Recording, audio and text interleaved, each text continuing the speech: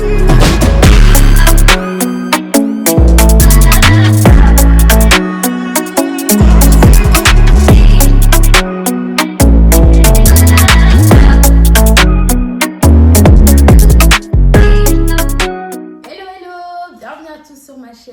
comme vous avez pu le découvrir dans le titre, aujourd'hui on revient avec une nouvelle vidéo, la story de mon accouchement. Et oui, comme vous avez vu dans le titre, une césarienne sans péridurale. C'est une très grosse histoire. Voilà, je vous la raconterai avec mon mari qui est là. Et donc là, clairement, on va vous raconter tout l'accouchement, tout le déroulé de l'accouchement. Donc du moment où on a quitté la maison jusqu'à ce qu'on quitte l'hôpital. Alors, tout a commencé d'abord le 3 mai, le soir. Donc, on était en plein confinement. Donc, c'était le 3 mai 2020, plein confinement. J'étais avec ma belle-sœur, on regardait la télé. Et Stella était dans la chambre.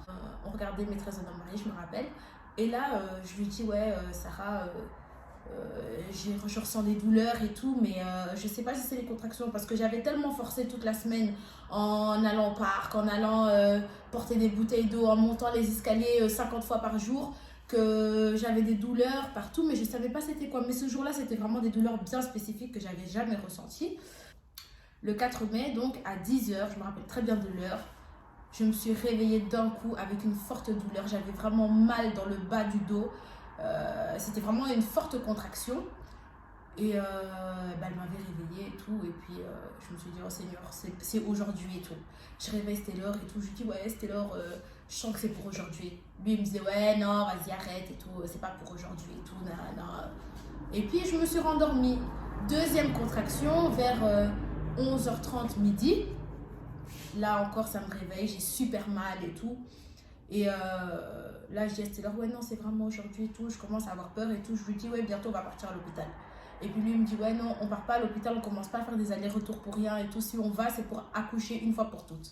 Parce qu'on habite à 30 minutes de l'hôpital. Donc, moi, maintenant, je commence à m'inquiéter et tout. Deuxième contraction, puis une troisième contraction. Et là, je décide d'appeler la maternité pour savoir ce que je dois faire. Donc j'appelle la maternité de mon hôpital et tout, et je leur dis que oui, voilà, je ressens les contractions, ça me fait mal et tout. Et elle me dit, écoutez madame, est-ce que pendant la contraction, vous arrivez Je me souviens même plus de ça. Si, moi je me rappelle très bien. Est-ce que vous arrivez à marcher? Je dis oui. Elle me dit, est-ce que pendant la contraction, vous arrivez à rigoler, à parler? Je dis oui, parce que mon mari, il me faisait rire pendant ces moments-là. Et puis elle me dit, bon, si vous arrivez à marcher, à parler, à rigoler, c'est que les contractions, elles sont pas assez fortes pour que vous veniez. Et là, ça m'avait rajouté un coup de stress parce que je me suis dit, donc ça veut dire que j'arriverai pas à marcher. Quand elles seront vraiment hyper fortes, j'arriverai pas à rigoler, j'arriverai pas à parler. En sachant que le lendemain, ce qui était prévu, c'était d'aller pour la provocation. Ah oui, on était arrivé, oui voilà, il faudrait revenir. Parce que la petite était censée naître le 24 avril. Le 24 avril. Et là, on était déjà arrivé au 4 mai. Ouais. Et donc voilà, on se retrouve donc, j'avais appelé la maternité, j'ai commencé un peu à stresser et tout. Et vers, je crois qu'il était 17 h, 18 h, je ressens encore une forte contraction, mais là, elle était vraiment plus forte que celle que j'avais ressentie depuis toute la journée. Et là, je dis à Stella, ouais Stella, va te laver, je vais me laver, on finit de fermer le sac et tout, et après on va partir. Donc il est parti prendre sa douche, je suis partie prendre ma douche, on a fermé le sac et tout, et puis on est rentré dans la voiture pour se diriger à l'hôpital. Déjà dans la voiture, je me rappelle très bien, j'avais eu 2 contractions et c'était horrible parce qu'en fait, quand tu as une contraction, tu as ce besoin en fait de laisser ton corps faire tous les mouvements dont il a besoin. Et là, tu te retrouves dans une voiture avec une ceinture et tu peux pas bouger. Je sais pas si tu te rappelles comment j'étais hyper mal, j'étais vraiment... Franchement, j'étais pas bien du tout dans la voiture. Franchement, tout ce qui s'est passé avant qu'on aille à l'hôpital, je me souviens, mais pas avec autant de précision. Ah si, moi je me rappelle très bien. Parce que même là, tout ce que tu aurais de raconter, il y a beaucoup de choses que, en fait, tu es en train de me faire des rappels, tu avais complètement zappé. Moi je me rappelle très bien. On est arrivé à l'hôpital, une fois à l'hôpital et tout. Là, c'était vraiment le plus gros moment de stress. Parce que je pense qu'on avait déjà passé 2 semaines où en fait on savait pas si Stella allait passer l'accouchement avec moi, s'il pourrait participer, s'il participerait pas.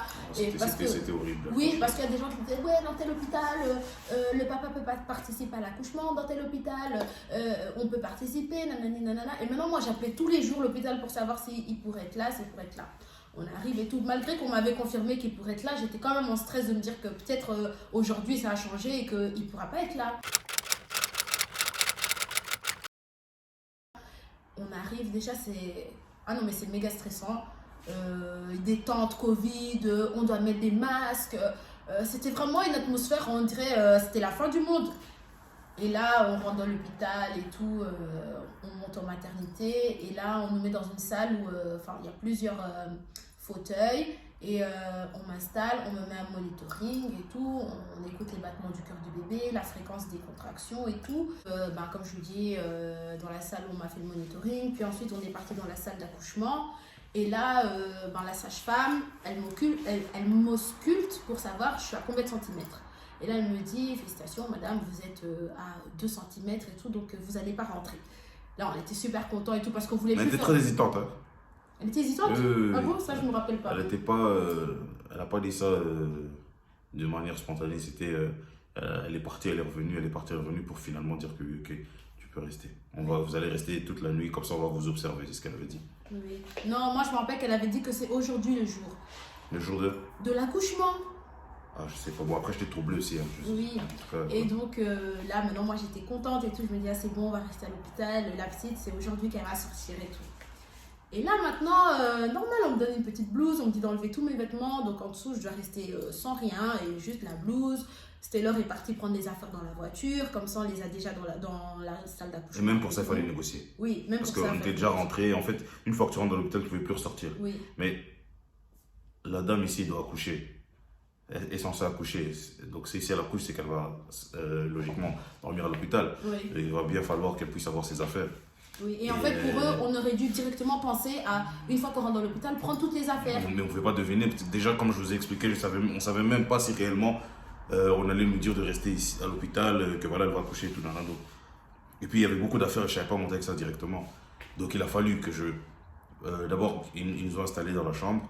Et puis après, moi, j'ai dû négocier avec les dames et tout pour dire, voilà, écoutez, il y a nos affaires là. Ah oui, mais voilà, monsieur, alors, vous faites... vous allez, vous prenez vos affaires, alors vous sortez plus. Hein, non. Je dis, ok, pas de souci. Et je suis sorti, j'ai été prendre les affaires. Et voilà, et donc on s'est retrouvés dans la chambre et tout. On a mis toutes nos affaires. C'est s'est installé sur le siège qui était à côté. Moi, j'étais sur le lit. Et là, en fait, à chaque fois que j'avais une contraction, la sage-femme, elle rentrait dans la chambre. Oui, madame, tout va bien, vous vous sentez comment et tout. À part la contraction qui fait mal, ça va quoi. Et puis elle vient, elle chipote le monitoring sur mon ventre parce que le monitoring il servait à calculer les battements du cœur du bébé. Elle me dit oui, vous allez bien, vous n'avez pas des douleurs et tout. J'ai dit bah oui, mais ça me fait mal, mais voilà quoi. Je me dis c'est les douleurs de contraction. Deuxième fois, elle revient, elle chipote encore au monitoring. Et puis là, elle nous explique que oui, on perçoit en fait que les battements du cœur du bébé ralentissent lorsque vous avez une contraction. Maintenant, nous, on ne comprend pas très bien et tout. On commence juste un peu à s'inquiéter pour la petite parce qu'on sait que si les battements du cœur ralentissent, ça peut être dangereux pour elle, mais on ne sait pas trop à quelle gravité. Troisième fois, là, je crois que c'était à la 4e contraction que là, elle est revenue avec... elles sont revenues à 4 personnes. Il y avait la sage-femme de tout à l'heure et une gynécologue et 2 personnes en plus. Et là, la gynécologue nous explique que oui, écoutez, madame, parce que ma poche des os n'était pas encore rompue, j'étais juste ouverte à 2 cm et il y avait... À ce moment-là, tu n'avais pas encore fait la péridurale? Non, à ce moment-là, je n'avais pas encore fait la péridurale. Et là, elle me dit, écoutez, madame, on va devoir rompre la poche des os parce que avec le monitoring, on a l'impression qu'on ne perçoit pas bien les battements du cœur du bébé. On va devoir en fait mettre une électrode sur la tête du bébé. Donc oui, comme vous le comprenez bien, elle va devoir passer par mes parties intimes pour aller directement sur la tête du bébé. Et là, vous imaginez pas, moi qui suis en train de regarder ça, comment est-ce que c'est? Ouais, c'était très... Et donc là, maintenant moi, je suis vraiment une grosse chochotte. Piqûre, je pleure. Franchement, je vous dis, les tests Covid, je pleure aussi pour les tests Covid. Je suis vraiment une personne, je supporte pas l'intrusion dans mon corps, quelle que soit cette intrusion. Et maintenant... j'étais crispée comme pas possible et la gynécologue carrément elle était presque en train de m'engueuler. Madame, vous allez bientôt sortir un bébé, vous devez pas vous crisper si à peine parce qu'elle devait faire rentrer son poing dans mon vagin pour pouvoir toucher la tête du bébé et rompre la poche des os. Et déjà ça me faisait mal, je pleurais comme un bébé et elle m'engueulait pour me dire vous allez bientôt faire sortir un enfant, c'est pas ça qui va vous faire mal quand même. Et moi, je regardais Stélor en mode, qu'est-ce qu'elle me raconte celle-là, elle voit pas juste que j'ai mal. Et Stélor, il était là pour témoigner de mes larmes, j'avais tellement mal. Mais j'avais pas le choix, donc voilà, elle a rompu la poche des os, et puis ensuite elle a déposé l'électrode sur la tête du bébé. Et après ça, on continuait de remarquer qu'à chaque fois que j'avais une contraction, les battements du cœur du bébé. Et pour moi, à ce moment-là, les prières, oui, au fond, intercession plus. Au fond de nous, on priait et tout, mais en même temps, tu me faisais des blagues, tu me faisais rire et tout. Et on essayait en fait de se déstresser en fait. Et après là, l'anesthésiste, à un moment, il vient, il toque, il rentre, il dit écoutez, madame, est-ce que vous voulez la péridurale? Et puis moi, je dis, en fait, j'avais envie de tenir le coup. En fait, je me disais, ouais, non, j'ai vraiment. Oui, parce qu'elle, elle voulait pas accoucher avec. Moi, je voulais accoucher naturellement. Je me suis dit, il y a plein de femmes dans ce monde, il y a des milliers de femmes dans ce monde qui accouchent naturellement. Je voulais savoir c'était quoi accoucher naturellement. Mais je venais déjà de ressentir au moins beaucoup de contractions et ça commençait vraiment à me faire mal pour de vrai. Au point que. Au départ, c'était l'heure qu'elle me faisait des blagues et j'arrivais encore à rigoler. Mais là, c'était au point où il me fait une blague, mais j'entends à peine sa voix en fait. Je suis juste focalisée sur ma douleur et me dire, Némi, ça va passer, ça dure que quelques secondes. Ça va passer, ça dure que quelques secondes. Et l'anesthésiste, en fait, nous faisait bien comprendre que, écoutez, si vous voulez l'anesthésie, c'est maintenant, c'est pas après. Donc, j'ai seulement dit, ok, c'est bon, faites-moi la péridurale. Là, maintenant, il me fait la péridurale, il me dit de ne pas bouger et tout, nanani, nanana. Là, il me l'a fait et à partir de là, je sens plus rien. Le bas de mon ventre et toutes mes jambes anesthésiées. Franchement, je sentais plus rien. Je pouvais même pas bouger mes jambes. En tout cas, ça t'avait bien calmé. Là, à ce moment-là, la péridurale, elle fonctionnait très bien. Mais j'étais bien distrait aussi pendant que t'as fait la péridurale. Oui, t'as pas regardé. Non, oui, mais j'ai pas regardé, mais je veux dire, j'étais très bien distrait. Oui, à ce moment-là, oui. Et après. Et j'ai pas voulu regarder parce que les gens m'ont traumatisé avec ça. Tout le monde me disait, ouais, si tu regardes l'aiguille, j'ai eu des témoignages de certaines personnes qui me disaient, ouais, moi en regardant l'aiguille, je suis tombé dans les pommes, l'aiguille est impressionnante. Du coup, je me suis dit, non. Et moi non plus, j'ai pas regardé l'aiguille. Je me suis mis devant elle. Le gars était derrière elle. Et quand il faisait, je voulais même pas regarder l'aiguille, je voulais. Même moi, je lui ai dit, monsieur, attendez qu'on s'installe. J'ai passé mon temps à te fixer en fait et essayer de te distraire. Oui, même moi, je t'ai fixé. Et en fait, moi, j'avais bien dit au monsieur, avant qu'il déballe tout son matériel, qu'il attende qu'on soit déjà dans la bonne position pour qu'on puisse pas voir en fait ce qu'il fait et que tout ce qui se passe, ça se passe derrière notre dos et que je sente juste au moment où l'aiguille, elle rentre dans mon dos. Bref, là, l'anesthésie et tout là, très très bien. Enfin, l'anesthésie, la péridurale, très très bien et tout. On m'installe sur le lit et puis là, tout doucement, je sens de moins en moins mes jambes et je sens plus du tout les contractions. Mais malgré que je ne sente plus les contractions, elles sont toujours là. Et à chaque fois que j'avais une contraction, maintenant je commençais à faire attention au petit écran, que je voyais vraiment que les battements du cœur du bébé diminuaient et puis remontaient. Mais ça devenait de plus en plus bas en fait à chaque fois. Enfin, ça descendait de plus en plus bas. Et à ce moment-là, en fait, il y a un membre de la famille de Stélor et tout qui était au courant qu'on était à l'hôpital, qui a décidé de venir apporter un truc à manger à Stélor et tout. Donc Stélor, à ce moment-là, il trouve une stratégie pour descendre et aller chercher la nourriture. Et d'ailleurs, merci à toi. Oui. Et donc, il descend, il va chercher la nourriture et pendant ce temps-là, je suis toute seule. Et là, à ce moment-là, pendant que j'étais toute seule, la sage-femme, elle rentre dans la chambre, elle me dit, écoutez madame, en fait la situation du bébé et tout, on ne veut pas vous alarmer et tout, mais c'est une situation assez délicate et tout, ça peut être dangereux pour le bébé. Et là, à ce moment-là, je me dis, mais qu'est-ce qui se passe en fait avec ce bébé en fait? Elle me dit, et puis là, pendant qu'elle était dans la chambre, il y a une contraction aussi qui se passe et elle reste là avec moi pour voir réellement s'il ne se passe pas quelque chose. Et après, elle s'en va. La contraction se termine et puis elle s'en va. Et là, j'étais toujours toute seule et d'un coup, je ressens vraiment fortement le besoin de prier et tout. Et là, je commence à prier toute seule et tout. Je dis, Seigneur, s'il te plaît, faites que tout se passe bien. Bref, une prière quoi. Je suis toujours pas là à ce moment-là. Non, tu n'étais toujours pas là. Quand j'avais prié, je sais très bien que j'étais toute seule. Et puis après, tu es revenue. Je suis venu, je les ai demandé de pouvoir me mettre la nourriture au micro-ondes. J'ai pris, j'ai ramené, j'ai commencé à manger. J'ai mangé. Mais ça n'a pas duré très très longtemps. Ça n'a pas duré. Mais j'ai eu le temps de manger en tout cas. J'ai eu le temps de manger. En tout cas, c'est du moment où il est revenu.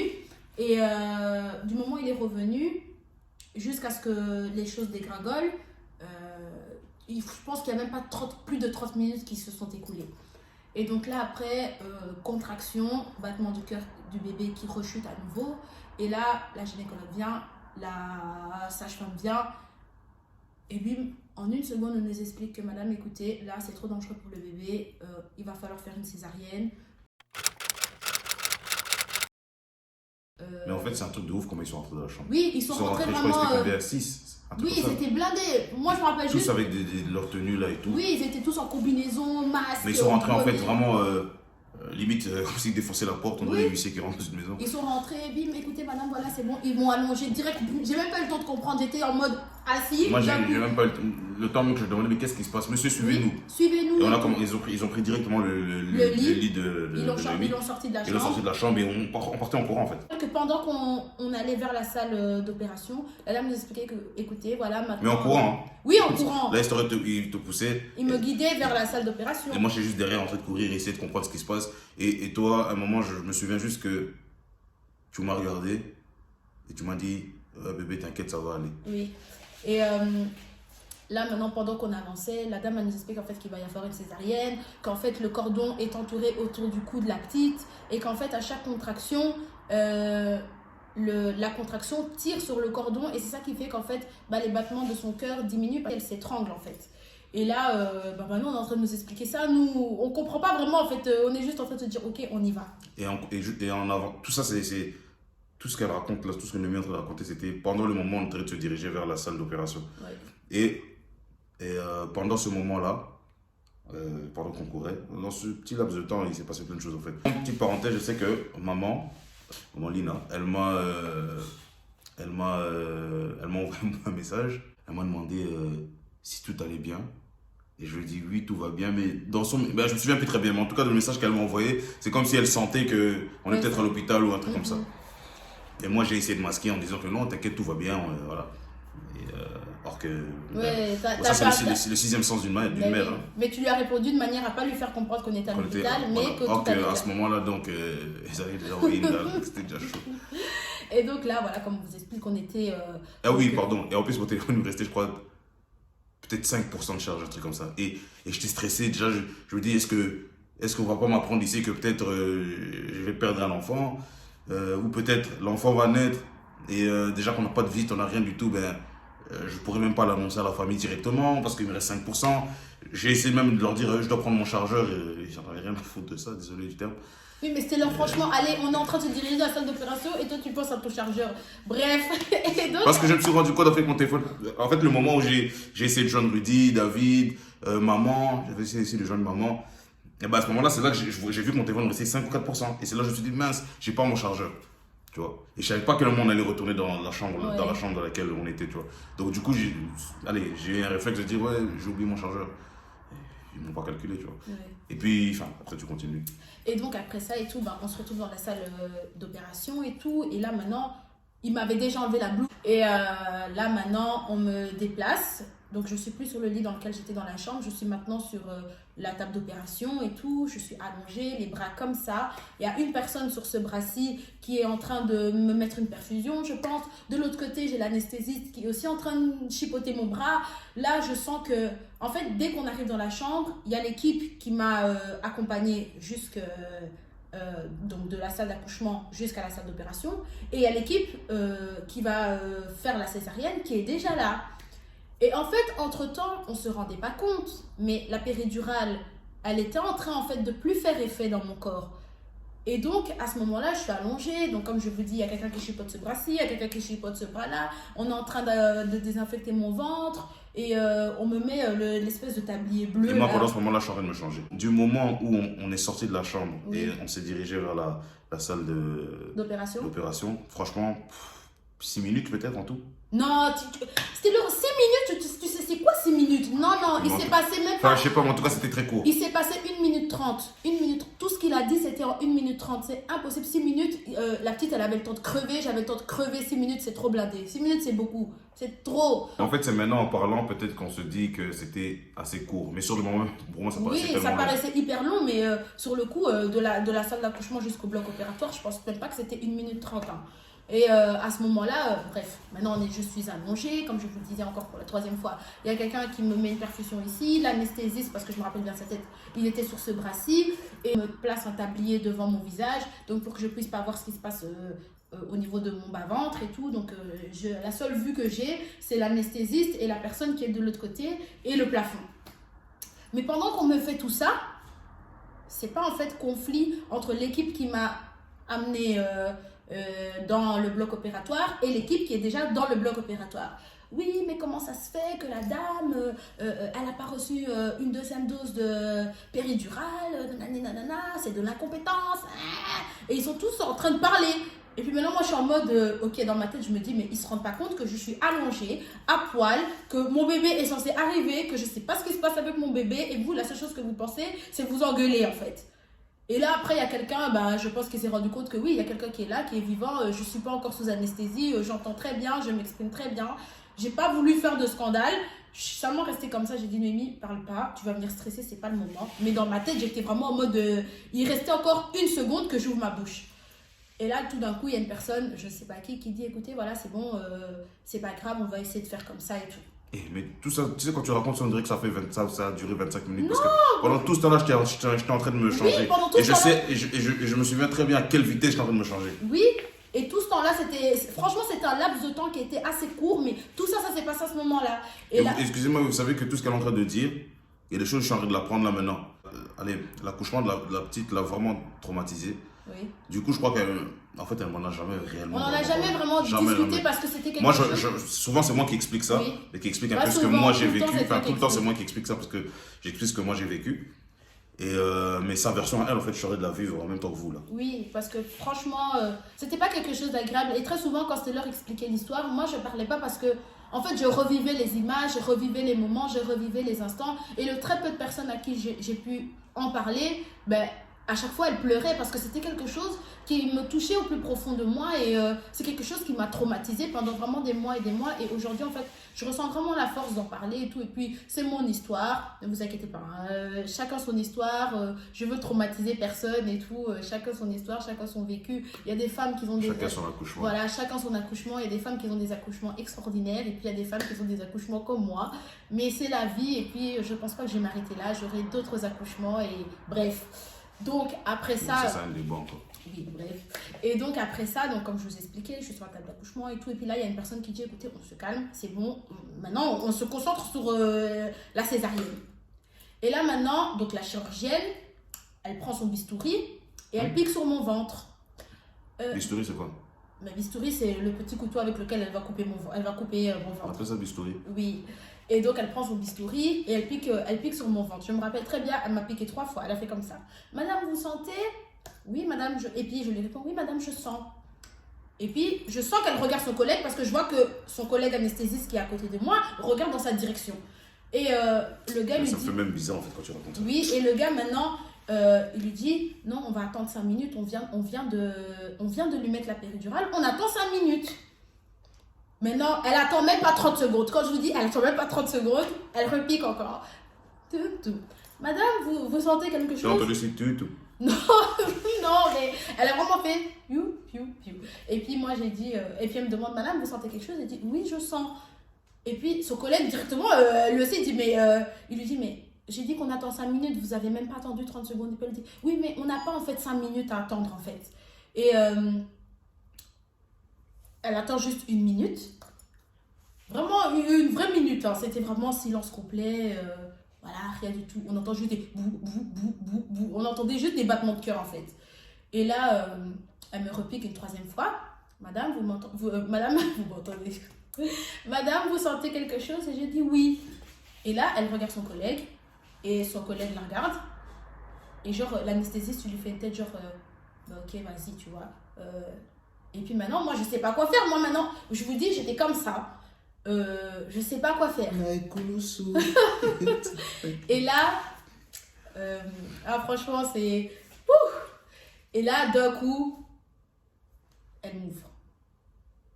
Et je vous dis, j'ai crié comme j'avais jamais crié de toute ma vie. Ce cri, il venait du plus profond de mon âme. C'est pas moi qui a crié. Je crois vraiment que c'est... Donc, c'est mon âme qui a hurlé. Vous savez, c'est quoi? Ressentir en fait le fait qu'on est en train de vous ouvrir. J'ai senti ça a duré, je crois que ça n'a même pas duré 20 secondes. Hein. Mais j'ai hurlé ma vie. Bref, vas-y, explique quand tu m'as entendu hurler. Et moi, à ce moment-là, je t'arrête de me changer. Je mets mon pantalon, je mets ma petite blouse au-dessus, j'enfile mes chaussettes. Au moment où j'enfile ma dernière chaussette, j'entends... Je sais même pas vous refaire le cri. Donc, j'entends un cri. Je m'attendais pas à ça, donc j'entends un cri de ouf. J'ai dit, oh, qu'est-ce qui se passe là? Et là, j'ai jamais ressenti ce que j'ai ressenti ce jour-là. En fait, mon cœur, il a battu à une de ses vitesses. Mais tout ça en un espace de quelques secondes là, et j'ai eu le temps de sortir. Et directement, je me retrouve dans la petite salle. Mais dans la petite salle, je vois tout ce qui se passe en fait. Et donc, je vois, elle, je la voyais pas très bien parce qu'il y avait les gynécologues, les infirmières, tous les etc., spécialistes autour d'elle. Je vois qu'elle bouge pas en fait, et ça m'a fait peur de ouf. Je commence à paniquer. Mais en 10 secondes après, je vois seulement en fait Lona. Je vois qu'on me ramène Lona, mais Lona toute mauve, en train de hurler, ce qui est tout à fait normal. Et on me la ramène comme ça. Et en fait, le gars me ramène la petite, et j'étais à ça de le pousser carrément. Moi, c'est Noémie que je voulais voir. Et le gars, je sais même pas si c'était un gynécologue ou si c'était, je sais pas si Non, c'était... je pense que c'était un des chirurgiens. Le gars me dit, mais monsieur, profitez du moment, ne vous inquiétez pas pour votre femme, ça va aller. Et puis moi, je commence à dire, mais qu'est-ce que vous l'avez fait et tout, pourquoi elle a crié comme ça? Non, monsieur, gardez votre calme, ça va aller, tout va bien. Genre, il m'a dit, ouais, on gère, mais profitez de ce moment et tout. Regardez, votre fille est là. Et là, ils mettent directement Lona dans une espèce de couveuse, ils l'ont fait rentrer à l'intérieur. Ils l'ont foutu un truc dans le nez. Là, moi, je pose la question, je dis, mais est-ce que la petite, elle va bien et tout? Puis ils me disent, ça peut aller, là, on va essayer on va l'aider à respirer avec le respirateur, c'est ça, Ouais. respirateur. Respirateur. Pendant qu'ils lui ont mis le respirateur et tout, j'ai tenté d'appeler la famille, donc les parents de son côté, ceux de mon côté, les frères et sœurs aussi. J'ai fait une conférence sur WhatsApp et tout. Ça a duré 2-3 secondes parce que je crois qu'il me restait 2% de charge. Et j'ai vu que la petite, elle avait l'air d'aller mieux. Parce que jusque-là, je me disais peut-être qu'elle va lâcher, peut-être que... Parce qu'ils me rassuraient pas tant que ça. Ils avaient l'air eux aussi stressés, donc je me disais, qu'est-ce qui se passe là? Est-ce que dans 2 secondes, elle va peut-être perdre la vie? Enfin, je sais pas, tu vois, je savais même pas quoi penser à ce moment-là. Et puis après un moment, ils ont retiré je sais même pas comment appeler ça, je sais pas si c'est un capot ou ou je sais pas comment appeler ça. En fait, l'espèce de couveuse, là, ils ont retiré le haut de la Du couveuse. couvercle. Le couvercle là en question, ils l'ont retiré. Mais ils l'ont laissé avec un respirateur. Et là, j'ai eu de l'espoir en fait. Je me suis dit, ah, je crois que ça va en fait. Et à ce moment-là, j'ai glorifié le Seigneur. J'ai dit, waouh, Dieu merci, ma fille est là, ma fille respire. Bien que j'étais très très inquiet parce qu'en fait, je savais même pas en fait qu'est-ce qui se passe avec ma femme. Et il m'expliquait rien. À chaque fois, j'essayais de poser une question, mais est-ce que ça va?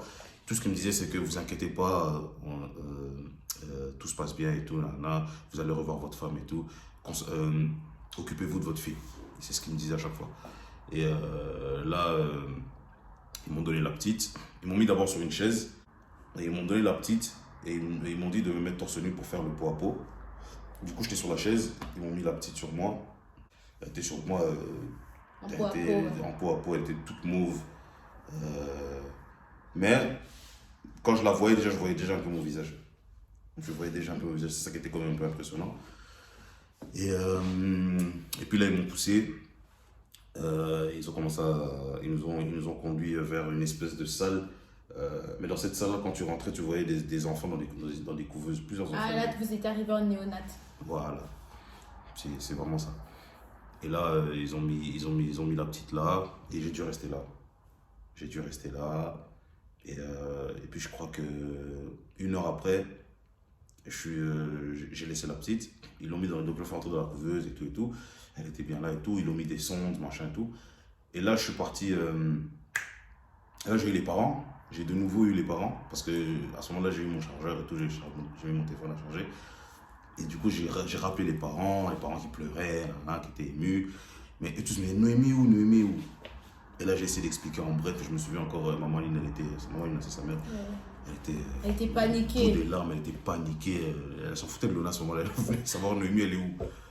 Noémie, elle est où? Ah, c'était le papa, essaie de faire un effort, essaie de rentrer là où elle est. J'ai dit, je sais pas aller là où elle est. Noémie, on l'a mis dans une salle de réveil, apparemment, selon ce qu'ils me disent. Mais je ne sais même pas, en fait. Je ne l'ai pas vue depuis et j'ai pas accès. Et là, j'ai coupé avec les membres de ma famille, de nos familles.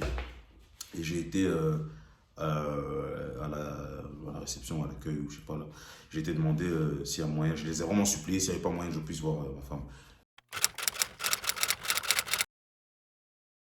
Maintenant, moi, pendant ce temps-là, ben, j'étais en salle de réveil. Et je sais que je me suis réveillée, il était 5 heures du matin parce qu'il y avait vraiment une horloge devant moi. Et quand je me suis réveillée, il était 5 heures. Et là, je me réveille. Mais en fait, ce qui m'a réveillée, c'est parce que j'avais froid, mais j'avais vraiment froid. En fait, j'étais toujours toute nue et juste avec une petite couverture sur moi. Et j'avais froid. Je me suis réveillée vraiment en grelottant. Vous voyez quand la bouche, elle tremble et tout vraiment comme ça. Et puis après, il y a une infirmière qui vient et qui me dit: ça va madame, vous vous êtes bien réveillée, vous avez besoin de quelque chose. Et puis moi je dis: j'ai froid. Et puis après, elle me ramène une deuxième couverture et là je me sentais un peu mieux. Et puis elle me demande: vous avez besoin d'autre chose? Et puis j'ai dit: je veux voir mon mari, il est où mon mari? Il est où mon mari? J'ai commencé à chercher, c'était leur partout en fait. Et enfin partout, juste auprès de cette dame, je pouvais aller nulle part, je pouvais même pas marcher. Et puis elle me dit: ah ben madame, écoutez, franchement, j'ai l'impression que toutes les personnes avec qui je communiquais, ils me donnaient que des réponses qui ne me plaisaient pas. Ah ben madame, écoutez, il est que 5 heures du matin, vous allez devoir patienter jusqu'à ce qu'il soit 10 heures. Parce que c'est à partir de 10 heures qu'on a droit de visite. Dans ma tête, je me suis dit: donc je vais rester 5 heures là, allongée là, à avoir froid, jusqu'à ce que vous me rameniez je ne sais où pour que je puisse enfin voir mon mari et ma fille. Et là, après, bah, j'ai commencé à pleurer. Mais je pleurais vraiment. Vous voyez, quand tu fermes les yeux et puis t'as juste des larmes qui coulent et t'attends patiemment que, ben voilà, tu peux rien faire, tu peux faire qu'attendre. Donc, je faisais qu'attendre et je me suis rendormie en pleurant. Et pendant ce temps-là, ben, moi je t'avais de supplier les infirmières et tout pour pouvoir te voir. Et j'ai supplié, ils ne voulaient pas. Oui, non, vous devez patienter, vous devez attendre. Revenez dans 1 heure, à chaque fois c'était ça. Puis à un moment, il y a une dame qui est très très gentille. Je ne sais pas si un jour elle tombera sur cette vidéo, je ne sais pas si elle va se souvenir de nous, mais. Mais en tout cas, si vous voyez cette vidéo, merci. Merci. Elle est au moment où je suis sorti de leur petit local là, elle m'a suivi. Elle m'a dit: ouais, monsieur, venez et tout. Je vais essayer de vous faire rentrer discrètement et tout dans la salle de réveil pour voir votre épouse et tout. J'ai dit: ah, merci, c'est gentil et tout. Et là, elle m'a conduit et tout jusqu'à la salle de réveil. Arrivée à la salle de réveil, elle m'a dit de patienter devant la salle de réveil. Elle est rentrée. Je sais pas ce qu'elle a dit là-bas. Peut-être qu'elle a essayé de négocier. Je sais pas ce qu'elle a essayé de dire là-bas. Et elle est ressortie et puis elle m'a dit: venez. Et là, je suis rentré. J'ai pu enfin voir ma femme. Et là, je suis arrivé. Quand je l'ai vue, j'étais à ça de pleurer. Et en fait, je sais même pas quelle émotion j'avais. J'ai eu plusieurs émotions. En fait, dans tous ces moments-là, comme vous avez expliqué, j'ai eu plusieurs sortes d'émotions. J'ai eu des moments de peur, des moments de stress, des moments de panique, des moments de colère, des moments de joie aussi de quand même voir ta fille. Sincèrement, non? Je sais pas allez, je sais pas comment les gens vont le prendre si je dis ça comme ça. Non, mais sois sincère. C'est pas que j'étais pas content de voir ma fille, parce que j'ai remercié le Seigneur, je dis: ah, gloire à Dieu, ma fille est là et ça va quand même. Même si, parce que je peux pas dire que tout allait bien, mais ça va. Elle est pas morte. Donc par rapport à ça, j'ai glorifié le Seigneur. Mais j'étais pas dans la joie comme les papas sont en général lorsque l'enfant arrive. Lorsque leur enfant arrive, tu vois. Moi, j'avais pas cette joie-là. Moi, j'étais beaucoup. En fait, moi, dans ma tête, j'avais que ma femme. Parce que je savais pas, en fait. Je me suis dit: oui, ma fille est là. Mais ma femme, je connaissais pas son sort. Parce que lorsqu'on vient, on me parle de: ouais, elle est dans une salle de réveil. Moi, je m'y connais pas dans tout ce qui est médical et tout. Donc, quand j'entends salle de réveil, je me dis peut-être qu'elle est morte, qu'on essaie de la réanimer. Enfin, je sais pas, en fait. J'avais plein de trucs dans ma tête. Et donc, du coup, je suis rentré dans la salle de réveil. Et comme je disais, j'étais vraiment à ça de pleurer. Mais je me suis retenu parce que dès qu'elle m'a vu, Noémie, elle était comme un légume déjà, elle ne bougeait pas. Et je me suis réveillée, en fait, tu m'as réveillée. Et elle m'a regardé et elle directement avait les larmes qui coulaient. Et là, je lui ai fait un bisou, je lui ai tenu la main. Je lui ai dit et tout: viens, on prie. Et puis j'ai prié pour elle. Et là, j'ai vu, dès qu'on a fini de prier, j'ai vu la souris. Et puis elle m'a dit: ouais, première question qu'elle m'a posée, elle m'a dit: ouais, est-ce qu'elle est belle? Et puis je lui ai dit: non, elle est très moche. Et puis elle a dit: oh, arrête. J'ai dit: ouais, tu verras comme elle est très moche. Et puis là. T'as dû partir. Et puis je pouvais même pas rester longtemps, ils m'ont fait sortir. Ouais. Et là, j'ai dû sortir et tout. Mais moi, j'étais déjà un peu rassuré de la voir, de la voir un peu sourire, de voir que... Que j'étais en vie aussi. Et d'avoir envie. Et en plus d'être en vie, ben, j'ai su la faire sourire. Et ça, c'était le plus important pour moi. Et c'est seulement à ce moment-là, que j'ai commencé vraiment à me réjouir et dire, hé, je suis papa en fait. C'est à ce moment-là en fait que j'ai commencé à me concentrer sur Lola et me dire que je suis papa. Et là, j'ai appelé la famille, j'ai dit, voilà, je viens de voir Noémie, là. Et maman lui dit, Yaya, moi non, moi non, j'ai dit, non, je vais te sortir et tout. De toute façon, d'ici là, elle sortira de la salle de réveil, tu la verras. Et puis voilà, et Noémie est sortie de la salle, je crois qu'il était 11h, je crois, un truc comme ça. Ouais, il était presque midi. Ouais, un truc comme ça. Donc, on va dire que la petite est née à 3h33. Et attends, moi, entre-temps, une fois que Stellor est parti et tout, après ça, parce que je sais qu'il est arrivé, il était 8h. Et je me disais, bon, ça va, Noémie, il ne te reste plus que 2 heures avant qu'on te ramène dans ta vraie chambre et tout. Parce que là, c'est la salle de réveil, il y a d'autres personnes aussi qui sont en train de se réveiller à côté et tout de leur opération. Parce que en temps normal, une césarienne, c'est soit juste avec la péridurale, soit une anesthésie locale. C'est jamais, en fait, ce qui s'est passé avec moi, une anesthésie générale. Oula, c'est difficile à dire. Et voilà, moi j'ai une anesthésie générale. Voilà pourquoi en fait il a fallu que je sois en salle de réveil et tout, que je puisse avoir toute cette surveillance. 8h, donc Stellor s'en va et tout. Et là maintenant. 8h. Oui, il était 8h. Mais non, hein, quand je suis venu dans ta chambre te voir. Quand tu es venu dans la salle de réveil? Ouais. Oui, il était 8h. Je me rappelle très bien qu'il était 8h parce que je m'étais dit, allez Noémie, courage. Comment t'as vu l'heure en même temps? Parce que quand mais je suis il y avait une horloge juste devant moi. T'étais un zombie. Non, mais là, à ce moment-là, je dormais. Et puis quand t'es venu, je me suis réveillée. Et là, vu que j'étais éveillée... Donc de 3h à 8h, je t'avais pas vu? Oui, de 3h à 8h, tu m'avais pas vu. Je sais pas pourquoi j'ai toujours eu l'impression que j'étais venu à 5h ou 6h. Non. Parce que moi, je me suis réveillée à 5h. Et à 5h, on m'avait dit que je pourrais pas te voir, que je devrais attendre 10h. Et c'est là qu'après, je me suis endormie, je me suis réveillée. Et tu m'as réveillée à 8h. Pendant tout ce temps-là, en fait, en gros, j'étais avec Lola. Oui, voilà, à 8h, Stellor s'en va et tout. Et là, je me dis, allez, Noémie, courage, il te reste 2 heures et tout, ça va aller. Tu vas bientôt aller dans ta chambre. Et là, maintenant, l'infirmière qui était là, elle vient, elle fait, écoutez, je vais vous faire votre toilette et tout, ça va vous faire du bien. Déjà que j'avais froid, tu vas encore me mettre de l'eau sur moi.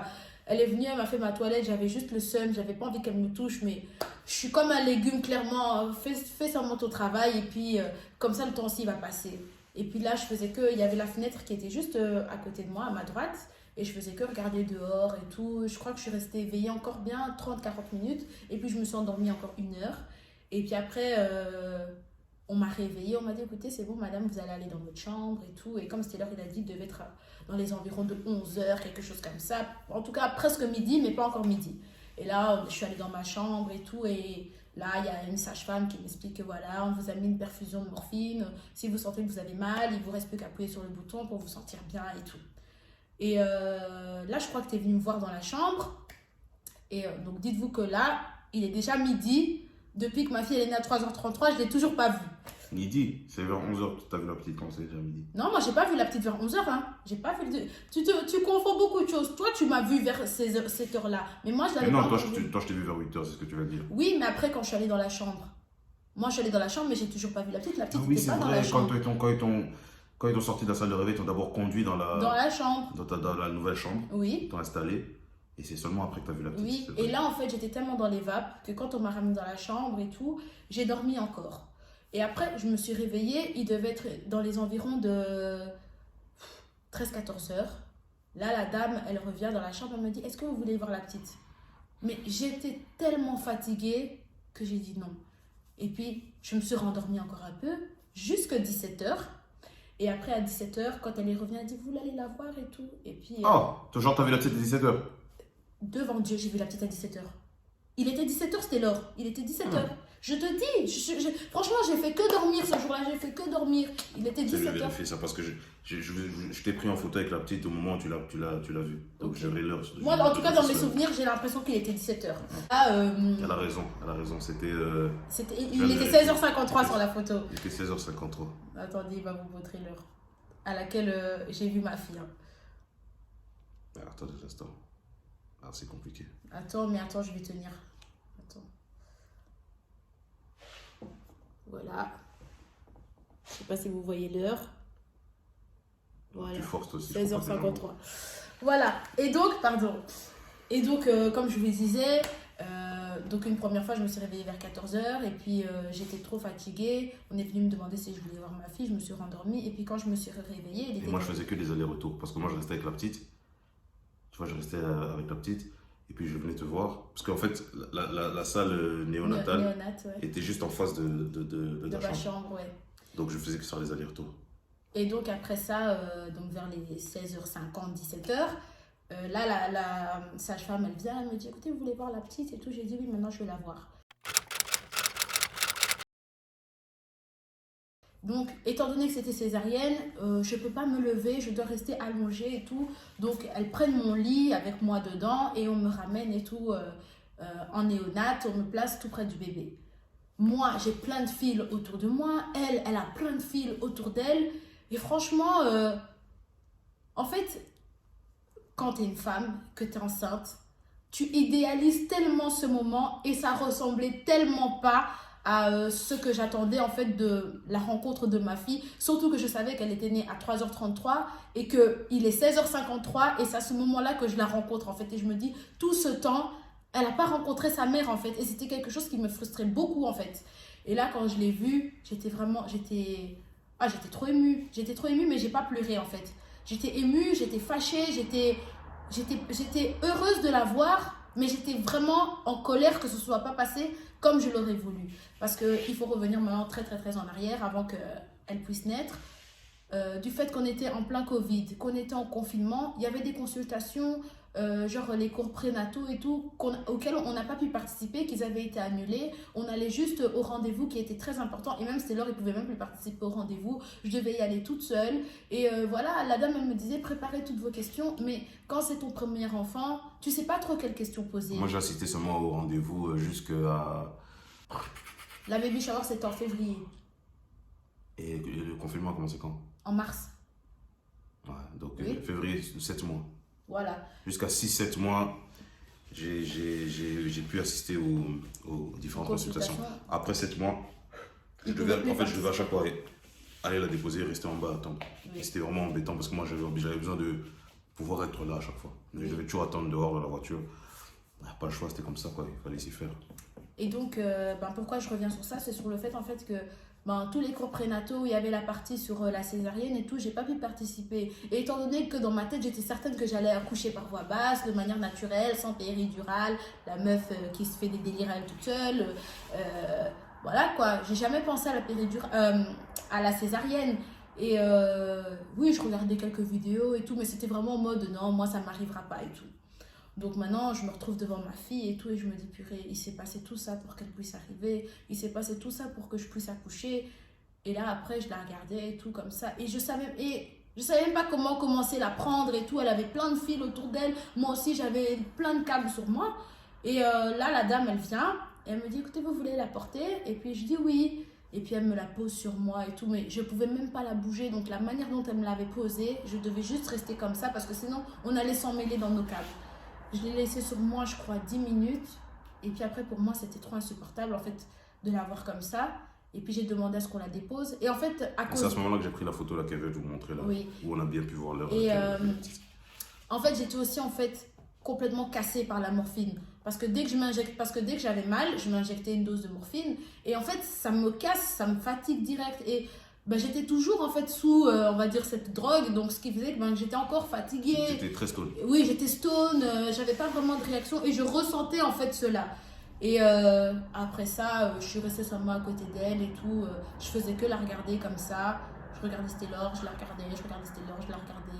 Je me rendais compte aussi qu'elle lui ressemblait et que j'avais perdu. Et au final, après, je me suis endormie là. Et puis, on m'a réveillée, c'était l'heure du dîner. Et on m'a raccompagnée dans ma chambre et tout. Et Stella est restée avec la petite de l'autre côté. Et ensuite, je pense que la petite, elle s'est endormie. Et puis qu'il est venu m'accompagner et tout. Et moi, j'étais fatiguée, moi. Ouais, t'étais crevée. T'as même pas dormi ça faisait plus de 24 heures, je pense que t'avais pas dormi. Et là, après, pendant que je mangeais, t'es venu m'accompagner et tout, pendant mon repas et tout.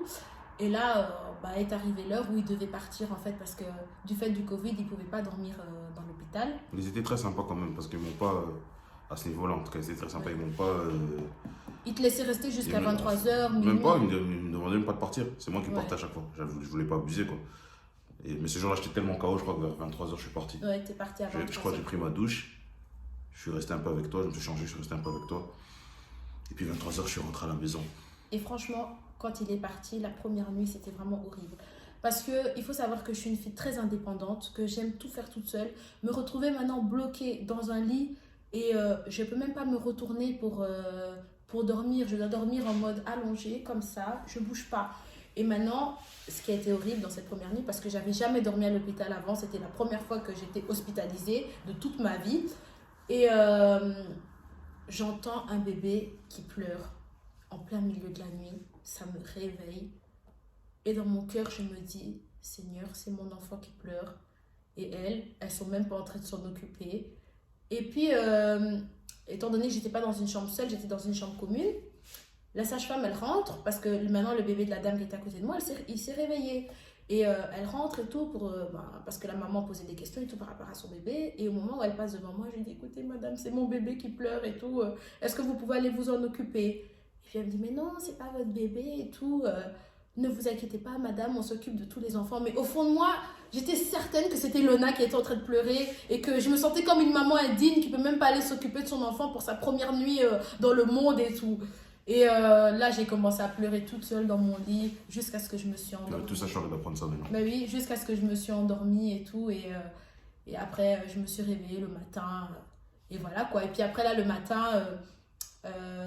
dans la journée, ils sont venus me la déposer et tout. Ils m'ont dit c'est bon, ils m'ont enlevé toutes ces sondes et tout. Moi aussi, on m'a enlevé toutes mes sondes. On m'a juste laissé une perf. Et voilà, après, c'était l'heure est venue. On a passé 4 jours à l'hôpital. Oui, parce qu'en temps normal, surtout en temps de Covid, lorsqu'une femme accouchait, elle faisait une nuit. Oui, par voie basse, si tout s'est bien passé, une nuit. Donc, grand max 2 jours et une seule nuit. Mais étant donné que ça a été fait par césarienne, elle a dû rester... Ouais, j'ai dû rester un peu plus longtemps. Et là, après le dernier jour et tout, donc après les 4 jours, ils m'ont dit ouais, c'est bon, le bébé, tout va bien, vous aussi, tout va bien, vous pouvez rentrer à la maison et tout. Moi, je voulais que ça, j'en avais marre d'être à l'hôpital, je déteste l'atmosphère de l'hôpital, c'est une atmosphère dégueulasse. Le premier jour où je suis arrivé, la première nuit que tu as fait à l'hôpital, quand je suis venu le lendemain, tu étais toujours fatigué. Je me souviens même pour te lever, je devais à chaque fois te tirer un peu. Même quand tu devais aller aux toilettes, il fallait te tenir et tout. Oui, je devais tenir mon ventre et tout. Tu devais à chaque fois tenir ton ventre, t'avais mal parce qu'elle avait une grosse plaie et tout. Mais déjà le deuxième jour quand je suis revenu, ça allait. En fait, il y avait de l'amélioration chaque jour. Et c'est ça qui me rassurait. À chaque fois que je revenais, donc durant les 4 jours, chaque jour ça allait de mieux en mieux. Et jusqu'au dernier jour, elle n'était pas totalement rétablie, mais ça allait déjà beaucoup mieux. Elle a déjà quand même su marcher de l'hôpital de la sortie de l'hôpital là où la voiture était. Et bien qu'il fallait quand même un peu la tenir et tout, elle avait toujours mal et tout. Mais Dieu a fait grâce. Je trouve que ça s'est quand même très très vite rétabli. Le lendemain, on m'a dit allez prendre votre douche. J'avais pas envie qu'on me fasse la toilette allongée sur le lit. Franchement, c'est désagréable d'être allongé dans des draps et qu'on est en train de te passer le gant. Oh non, elle m'a dit, madame, vous aurez la force de pouvoir aller vous laver. Et moi, dans mon cœur, je me disais, Noémie, force ou pas, tu vas te lever et tu vas aller prendre une douche. Tu te mets l'eau sur ton corps, quoi. C'est ça, se laver. Se laver, c'est pas passer un gant dans une bassine. Non. J'ai pris ma force, je me suis lavée, je me suis douchée, ça m'avait fait du bien. Et puis après, j'ai mis mon pyjama bien propre et tout. J'avais enlevé leur blouse d'hôpital là qui... Ah non, surtout même leur blouse là, c'est ça qui... J'ai l'impression que ça rend les gens encore plus malades. J'ai mis mon beau pyjama que j'avais prévu pour la naissance de ma fille et tout. Et puis là, ma fille, même parce qu'à ce moment-là, Lona, elle avait même pas les habits que j'avais prévus pour elle et tout. Il lui avait mis les vêtements de l'hôpital. Je l'ai changé et tout. On lui avait acheté des beaux vêtements. Je lui ai mis ses vêtements, ses beaux pyjamas, ses bonnets, ses petits gants et tout, ses petites chaussettes. Moi aussi, pyjama. Et là, à partir de là, j'étais bien. Et après ça, les jours sont passés. Tout s'est très bien passé. Les médecins ont vu que tout allait bien. Le kiné m'a expliqué ce que je devais faire à la maison. Et voilà le jour du retour. Et en fait, tu es en train de m'organiser quelque chose. Je vous explique la surprise. En fait... au moment où on était à l'hôpital et tout, Taylor et moi, on s'était convenu que, voilà, à la sortie de l'hôpital, on va pas directement se diriger à la maison, on ira en fait voir sa maman, donc maman Laurentine et tout, on va aller chez maman et tout pour lui montrer la petite. Étant donné qu'on était en condition Covid, on allait rester dans la voiture, elle regarde juste la petite par la fenêtre. Et en fait, il s'était convenu avec ma petite sœur et sa petite sœur, donc Claudia et Sarah, de me faire une surprise en mode on réunit les parents, les frères et sœurs devant chez maman Laurentine. Et comme en ça, sachant qu'on n'a eu aucune visite. Hein, oui, en sachant qu'on n'a eu aucune visite. On n'a eu droit à aucune visite. Voilà. Et là, donc on réunit tout le monde devant chez maman Laurentine et tout. Et comme ça, Si, tout le monde attends, verra. on a eu une visite quand même. Je veux quand même le mentionner. Qui? Dieu merci qu'il est venu voir la petite parce Oui, qu'il travaille dans l'hôpital. oui, parce qu'il travaille dans l'hôpital. Oui. On a eu deux visites. On a eu aussi la visite de... Ah oui, on a eu la visite de Cathy aussi. Oui, Cathy Cathy. qui travaille sur l'hôpital. Donc c'est des personnes qui nous connaissent et qui travaillent à l'hôpital et qui ont su que j'avais accouché. Et C'est qui, les deux personnes qu'on a pu avoir comme visiteur. comme visiteurs. Et merci à vous. Merci pour vos cadeaux très généreux. En tout cas, Que Dieu vous on bénisse. a En fait tout cas, quelque on chose de vous très oublie pas. positif. Que Dieu vous bénisse. Donc, comme je vous disais, donc là, on rentre dans la voiture. Donc, Taylor était venue avec Sarah et tout. Et maintenant, le dernier jour, moi, on me ramène mon repas du midi. J'ai envie de manger tranquillement mon repas. Et je vois Taylor, il était tout stressé et tout. Ouais, Mimi, dépêche-toi et tout. Je dis, mais pourquoi t'es pressé? On rentre à la maison et puis on va s'asseoir. Il va rien se passer de spécial. Laisse-moi manger mon dernier repas et tout de l'hôpital. Et puis, mais il était stressé. Puis je me dis, bon, peut-être en vrai, il en a marre de l'hôpital. Vas-y, Mimi, mange pas et tout. J'avais laissé, je me rappelle très bien, c'était des pâtes bolognaises. J'habille. Et en plus, tu mangeais avec appétit. Mais donc, oui, j'avais faim. C'était franchement, depuis que j'étais à l'hôpital, c'était le premier repas qui était C'est appétissant. vrai que tout ce que je te voyais manger. Mais ça oui, donnait on me pas donnait du thon sans goût, sans mayonnaise, sans rien, avec du pain gris. Franchement, c'était le premier repas qui donnait envie. Et je me dis, donc le seul repas qui Ceux me qui donnait connaissent envie. Noémie, en plus Noémie, comme elle aime manger, donc elle est concentrée à sa nourriture. Là. Là, mais là, moi, j'avais envie de manger tranquillement et tout. Et lui, il était stressé de ouf. Et franchement, en plus, on était à l'hôpital, j'ai fait que filmer pendant tout le truc. Et maintenant, je lui dis, ouais, mais filme-moi pendant que je suis en train de mettre le manteau à la petite. Le gars, il veut même pas me filmer et tout, nanani, nanana. Mais bon, bref, il a quand même filmé. On a quitté l'hôpital. Sarah était dans la voiture. J'étais trop contente de la voir et tout. Parce que rester enfermé dans un hôpital pendant presque 5 jours, c'est difficile. Et être à l'extérieur, revoir les gens que t'aimes et tout, ça fait Oui, parce que vraiment Sarah du fait bien. son confinement chez nous. Oui, ici. elle a fait. Donc, on a passé les 3 mois de. Ouais, 3 mois. Mars, avril, mai, oui, les 3 mois de confinement, on les a passés ensemble et tout. Et voilà quoi. Et là, maintenant, on est dans la voiture. Moi, je sais seulement qu'on va voir maman et tout. Et qu'après, on rentre. Et là, c'est pas que on arrive et tout. Et là, j'entends. Enfin, Taylor met la musique à fond et tout. Et je me dis, oh, mais qu'est-ce qui se passe et tout. Et là, en fait, devant chez maman, il y a un rond-point. Et en fait, au moment où on arrive, on fait le rond-point. Et là, je vois en fait que toute la famille est là et tout. Et là, je suis super émue. Je suis en mode, mais qu'est-ce qui se passe et tout. Nanani, nanana. Et là, après, tout le monde est content. Tout le monde crie de joie. Mais en même temps, on crie. Mais en même temps, on essaie de pas trop crier parce que sinon, la police, elle peut arriver. En même temps, on a envie de se prendre dans les bras. Mais en même temps, on reste à distance parce qu'il y a le Covid. Et puis là, bref, on s'est fait des câlins Wi-Fi, des bisous Wi-Fi et tout. Et puis là, après, on prend la petite avec son maxi cosy. Et là, maintenant, tout le monde la regarde avec 1,50 m de distance. On passe devant tout le monde comme ça avec notre petit colis bébé, là. Et puis, tout le monde dépose un petit billet sur la petite et tout. On fait des photos en mode distance et tout. Donc, franchement, je vais essayer de retrouver aussi les photos de ce jour-là et tout pour vous montrer un peu. Si on a encore la vidéo, je vais essayer de la mettre quelque part ici et tout pour que vous voyez. Et après ça, on n'a même pas pu rester longtemps en fait. Et j'avais demandé aussi à ma maman en fait, étant donné que je venais d'une césarienne et tout, de cuisiner pour moi. Comme ça, pendant même 2 semaines, je cuisine rien. Donc la bouffe africaine, on sait très bien, tu mets au congélateur, t'es tranquille. Et là, on est en mode, ils mettent tout dans notre coffre et tout, mais il n'y avait pas vraiment de place. Ils avaient pris vraiment blindé, même des boissons et tout. Et là, après, on se dit, bon, suivez-nous seulement jusqu'à la maison. Ils nous ont suivis jusqu'à la maison et tout. Et arrivé à la maison, moi, j'étais vraiment en stress en mode, mais non, vous pouvez pas monter, sinon il va falloir redésinfecter toute la maison et tout. Pardon, c'est cool, Franchement, c'est ce genre de c'était parano. difficile, hein, parce qu'on était vraiment en mode parano, on savait plus comment il faut agir. Et surtout qu'il y avait un petit bébé qui était là. Mais oui, on avait vraiment peur pour la petite. Et après, ma mère, elle a insisté et tout. Et puis là, Taylor, il me dit, ouais, mais maman, Lina, elle va même pas monter et tout, nanana. Et puis après, quand Taylor, il m'a dit ça, j'ai dit, non, mais Noémie, vas-y, laisse ta mère monter et tout. Et là, elle est montée. Donc, je vous dis, le congélateur, il était rempli. Pour moi, il n'y avait plus une place. Elle est venue, elle a enlevé les trucs qui servaient à rien, elle a jeté, nanana, elle a tout placé. Franchement, elle a tout mis. Donc, En l'espace de 1 minute, 2 minutes, donc tout le coffre qui était plein est rentré dans le frigo et dans le congélateur. Bim, c'était placé, c'était posé. Et puis après, là, c'était vraiment difficile de se séparer parce que... Allez, c'est triste. C'est surtout pour une mamie, surtout que pour maman, il ne va pas côté leur première petite enfant. Les parents de Noémie, Lona, c'est leur premier petit enfant, leur première petite enfant. Oui. Et vous imaginez, pour des parents, de se dire que voilà, leur fille vient de mettre au monde. Et en fait, elles ne peuvent même pas rester ici à la maison, elles ne peuvent même pas peut-être rester... s'occuper, donner des conseils. Enfin voilà quoi, se comporter comme toute grand-mère aimerait se comporter lorsque... Voilà. Claudia, qui était la marraine, elle n'a même pas parlé, elle a fait que pleurer. On voyait juste les larmes qui rentraient dans son masque. Parce qu'elle ne pouvait pas monter. Mais oui, il y a que maman Lina qui était montée juste. Oui. Maman Lina qui était montée pour... Et papa aussi, qui était monté pour déposer les affaires. Ils ont dû immédiatement repartir quoi. C'était vraiment triste. C'était vraiment triste.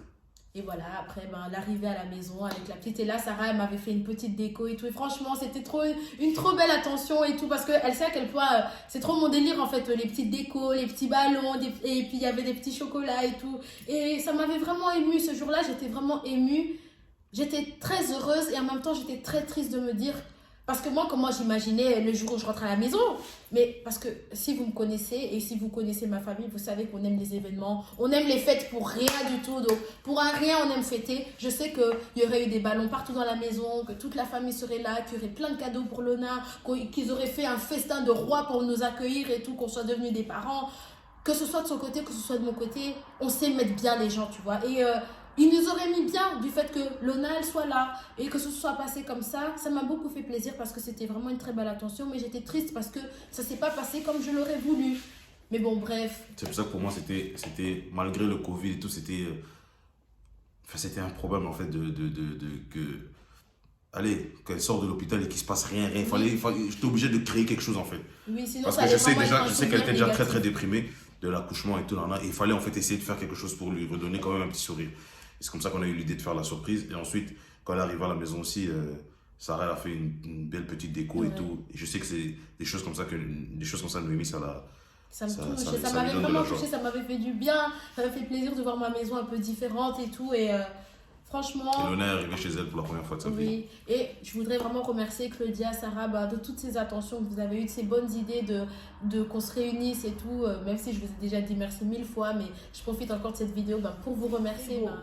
Voilà, la vidéo elle s'arrête ici. Ça c'était notre histoire de la venue de notre fille Lona. Aujourd'hui, comme vous pouvez le voir, je suis en très bonne santé, j'ai aucun antécédent. Lona aussi, c'est un bébé qui grandit mais magnifiquement bien. Elle est en très bonne santé, elle est pleine d'énergie, elle a même trop d'énergie. Elle est bien, Dieu a fait en sorte que voilà, ça se soit passé ainsi, mais qu'aujourd'hui, on vit un bonheur extrême. Stella et moi, tout va bien, Lona va bien. Et voilà, j'ai voulu vous partager mon expérience parce que très souvent, on m'a demandé comment s'était passé mon accouchement. Et très souvent, j'ai eu du mal à m'exprimer par rapport à ça. Et maintenant, je pourrais envoyer les gens dire allez voir ma vidéo, comme ça vous le saurez. Et voilà quoi. Un petit mot pour la fin. Voilà, comme elle vient de vous le dire, c'était pas très très facile. Étant donné les temps dans lesquels on était, Covid par-ci. Et puis en plus les circonstances dans lesquelles elle a accouché, on ne s'y attendait pas du tout. Pour nous, ça allait se passer autrement, mais voilà, l'homme propose, Dieu dispose. Gloire au Seigneur, c'est sa volonté, il a voulu que ça se passe comme ça s'est passé comme ça. Mais comme la Bible dit, mieux vaut la fin d'une chose que son commencement. Là, vraiment, ça prend tout son sens. Franchement, voilà, gloire à Dieu. La petite, elle est en très très bonne forme. Elle a eu plus de peur que de mal. Et comme je vous ai dit, voilà, au bout déjà, au bout de 2-3 jours, quand on était encore à l'hôpital, j'ai vu en fait que non, j'avais un enfant normal. Et que, gloire au Seigneur, elle était en bonne santé. Et jusqu'aujourd'hui, elle est en très bonne santé. Comme Noémie vient de le dire, elle est remplie d'énergie. Et voilà quoi. Et je remercie le Seigneur pour ce beau cadeau qu'il a pu nous donner. Et voilà. Mais en tout cas, je tiens à préciser pour toutes les femmes qui vont accoucher, qui sont enceintes, qui aspirent à devenir maman. Il ne faut pas vous inquiéter, chacun a son expérience. Je pense que vous verrez même que la majorité, je ne sais pas si je me trompe, mais la majorité des femmes qui accouchent, en général, ça se passe bien. Et après, il y a des... Bon, moi, on peut dire que ça s'est bien passé parce qu'au final, je suis là, Lona est là. Mais je veux dire le pendant, quoi, tu vois. Ouais. Et ce qui s'est passé avec Noémie, c'est peut-être une exception. Mais voilà. Mais l'essentiel, c'est que voilà, tout aille bien au final et voilà quoi. Oui, voilà, comme il a dit, pour conclure, je vous ai pas raconté ça pour vous faire peur, j'ai pas raconté ça pour que vous ayez pitié de moi, c'est vraiment parce que j'avais envie, ben voilà, de raconter, ça reste un moment super important dans une vie. Depuis ce jour-là, ben je suis une maman, quoi, et je pourrai jamais plus jamais revenir en arrière, en fait. Maintenant, on est des parents et c'est une étape très importante dans notre vie. Et j'avais envie ben, de la partager. Et surtout aussi, ben voilà, les femmes, n'hésitez pas, enfin les femmes, celles qui sont enceintes, celles qui vont bientôt accoucher, posez toutes les questions, même la plus bête des questions, ça reste une question importante pour vous. Posez-la, si même il faut la poser 10 fois, s'il faut la poser à 10 personnes différentes, faites-le. Parce que moi, une chose que je regrette, c'est de ne pas avoir été assez informée sur la césarienne et de me retrouver maintenant à avoir une césarienne et de pas du tout m'y connaître. Aujourd'hui, maintenant, on parle de césarienne. Je connais tout sur le bout des doigts, mais au moment même où on me l'avait fait, ben, à part le fait que je savais qu'une césarienne, c'est on t'ouvre le ventre et que tu vas rester avec une cicatrice à vie, je savais rien d'autre en fait. Donc, informez-vous un maximum et voilà. Et surtout, soyez beaucoup dans la prière parce que on se rend vraiment compte à partir de là que c'est Dieu qui décide vraiment de tout et que si ça doit bien se passer, c'est que c'est lui et si ça se passe mal, c'est que c'est lui aussi en fait. Et puis, ce que j'allais aussi dire, c'est que moi, en tant qu'homme, ce que j'ai pu vraiment retenir de ce jour-là, c'est que les femmes, c'est des warriors. Tu vois, je pense que, par exemple, ce qu'elle a ressenti et peut-être vécu, parfois on se dit que ouais, en tant qu'homme, on est fort et tout, mais je ne sais pas si peut-être je l'aurais aussi bien supporté qu'elle elle a pu Dieu, il sait pourquoi il a donné ça aux femmes. le supporter. Enfin, moi qui ai pu vivre ça de mes propres yeux, ça faisait peur. Et un grand respect à toutes les femmes, en tout cas toutes les mamans, elles méritent vraiment d'être respectées. Et puis les hommes en général, les futurs papas ou ceux qui aspirent à être papa, dans ce genre de moment, il faut vraiment soutenir. Il faut vraiment soutenir pendant la grossesse, soyez là, soyez présents, soutenez vos femmes, donnez-leur de la force, essayez de leur donner le sourire, essayez vraiment de leur donner le sourire, malgré les caprices qu'elles peuvent avoir pendant la grossesse, au moment de l'accouchement et tout ça. Prenez sur vous, mettez dans votre tête que ce qu'elle a en elle, c'est une partie de vous en fait. C'est un cadeau, c'est un trésor qui est là et qu'il faut protéger, qu'il faut préserver. Donc, malgré tout, elle mérite d'être supportée, assistée. Et voilà. Moi, je pense que si je si je ne l'aurais pas fait un minimum, peut-être qu'elle allait le vivre encore pire. Et j'ai essayé de faire mon mieux, en tout cas pour leur donner le sourire. Malgré que, parce que même toutes les peurs que j'avais, je ne lui ai pas montré. C'est après que je lui ai expliqué, je ressentais ça. Mais j'essayais vraiment de lui montrer en fait que tout allait bien, que t'inquiète, je gère et tout. Et toi aussi tu gères, t'es très forte. J'essaie de lui donner le sourire, je prie avec elle. Vraiment quoi. Et c'est ce qu'il faut faire en fait. Et voilà, c'est tout ce que j'avais à dire. Ben voilà, la vidéo s'arrête ici. Bah, comme vous le savez, le petit blabla du YouTube Game, abonnez-vous, likez, partagez, commentez. Si vous avez des questions par rapport à mon accouchement, que je me suis mal exprimée ou que il y a une partie que vous n'avez pas bien compris ou quoi, dites-nous dans les commentaires, on répondra à toutes vos questions. Et voilà, allez aussi vous abonner à nos Instagram, Noémie NK, The Mancassib. Abonnez-vous à Max, on veut blinder de followers. Et voilà, on vous fait de gros bisous et à la prochaine. À la prochaine. Bye. Ciao, ciao.